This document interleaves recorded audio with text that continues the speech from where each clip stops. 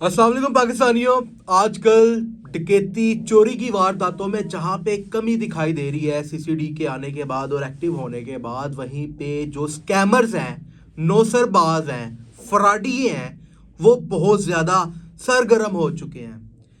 आए दिन कोई ना कोई बंदा व्हाट्सएप के ऊपर लूट लिया जाता है, व्हाट्सएप हैक कर लिया जाता है, बैंक अकाउंट्स, एटीएम कार्ड्स को हैक कर लिया जाता है। अब बात यहीं तक नहीं रही, मार्केटों के अंदर जो ताजिर हैं, बड़े पैमाने पे काम कर रहे हैं, करोड़ोंपति अरबोंपति लोग हैं, वो फ्रॉड करते हुए दिखाई दे रहे हैं और अपने साथी ताजरों के साथ जो है उनका माल लूट कर फरार हो जाते हैं। पहले एक वाकया इचरे के अंदर पेश आया, आप भी वो जानते हैं कि 20 किलो सोना लूटा गया। 20 किलो सोना लेकर वहाँ का जो मेन ताजिर था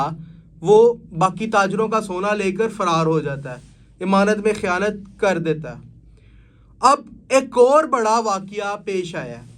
वो भी लाहौर शहर के अंदर मेन मार्केट हॉल रोड के अंदर। जी हाँ, ये वो मार्केट है जो कि इलेक्ट्रॉनिक्स अशिया की ख़रीदो फरोख्त के लिए यहाँ पे ताजिर काम करते हैं। मोबाइल क्या,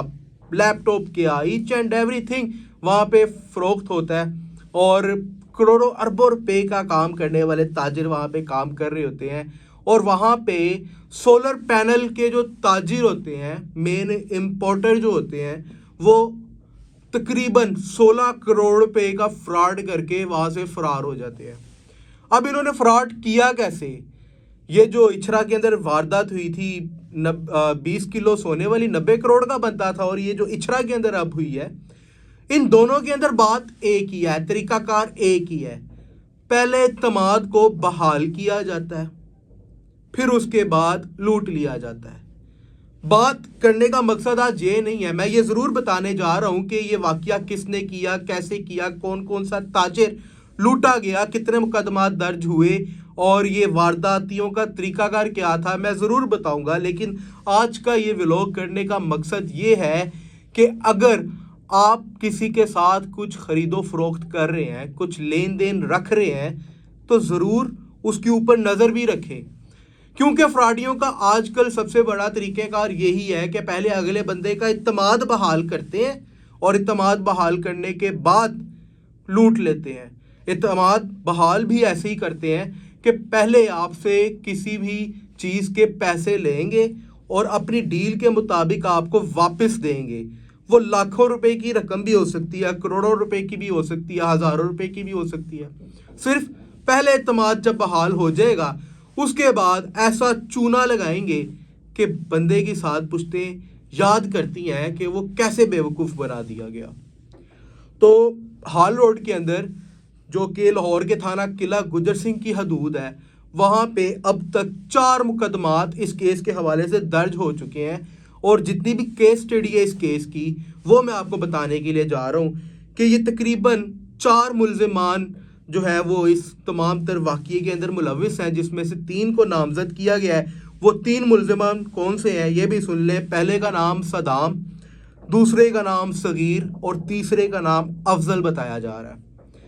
ये वो अफराद हैं जिन्होंने एक सोलर पैनल की एक दुकान जो थी वो मेन बनाई हुई थी हॉल रोड के अंदर। इंपोर्ट करते थे सोलर पैनल, जो है वो सब जानते हैं कि बाहर से इंपोर्ट होते हैं। तो ये वहाँ पे इंपोर्ट किया करते थे और जो ताजिर थे इर्द गिर्द के, उनको ये दुकानदारों को प्रोवाइड किया करते थे। लाखों रुपए का माल पहले इत्तमाद बहाल करते हैं ऐसे कि आपके पास माल रखवा देते हैं, फ़रोख्त करते हैं, फिर आपसे पैसे लेते हैं। या जो आपने डिलीवरी करने के लिए किसी ताजिर ने इनको पैसा दिया है, 50 लाख का माल मंगवाया, 1 करोड़ का, 2 करोड़ का, 10 करोड़ का, ये उसे पैसे लेने के बाद उसको 1 हफ्ते के अंदर अंदर अपनी डील के मुताबिक उसको तमाम तर डिलीवरी कर दिया करते थे। आज से सिर्फ 3 से 4 माह पहले ही ये ताजिर जो थे, ये फ्रॉडिये जो थे, ये इस मार्केट के अंदर आए थे और 3-4 माह के अंदर ही इन्होंने अपना इत्तमाद ऐसा बहाल किया कि जो बाकी दीगर ताजिर थे वो इनके साथ कारोबार करना चाहते थे, पसंद करते थे और इनको लाखों करोड़ों रुपए दे देते थे। इसी तरह पहले जब इनका इत्तमाद बहाल हो जाता है, اس کے بعد جب لوگ ان کو پیمنٹس لگواتے ہیں، ان کو کوئی 50 لاکھ کی پیمنٹ دے رہا ہے، وہ بھی میں آپ کو بتاؤں گا کس نے کتنی پیمنٹ دی ہے، کتنے کچھ کروڑوں کی پیمنٹ دے رہا ہے کہ بھائی میرا مال جو ہے وہ منگوا دو۔ اب انہوں نے کیا کرنا شروع کیا، انہوں نے اب سب کو یہ کہنا شروع کر دیا کہ بھائی تمہارا مال آ رہا ہے، سمندر پار سے آ رہا ہے، کراچی کے راستے آئے گا، تو لہٰذا 1 ہفتہ گزر گیا، 2 ہفتے گزر گئے نہیں آیا، 3 ہفتے گزر گئے مال نہیں آیا، 2 مہینے پہلے اعتماد بحال کیا، بعد میں 2 مہینے لوٹ مار کی، لوگوں سے پیسے پکڑے اور ان کو لارا دیتے رہے، مال آ رہا ہے، آج آ جائے گا، کل آ جائے گا، اور اچانک ایک دن ایسا ہوتا ہے کہ یہ تینوں کے بلکہ 4 فراڈی ہے، یہ چاروں فراڈی جو ہیں وہ فرار ہو جاتے ہیں، ان کی دکان پہ تالا لگ جاتا ہے، اور بعد میں جب لوگ جمع ہوتے ہیں پوچھتے ہیں کہ یار بھائی یہ ادھر دکان بنی ہوئی تھی، تاجر یہاں پہ کام کرتے تھے، یہ کہاں گئے ہیں؟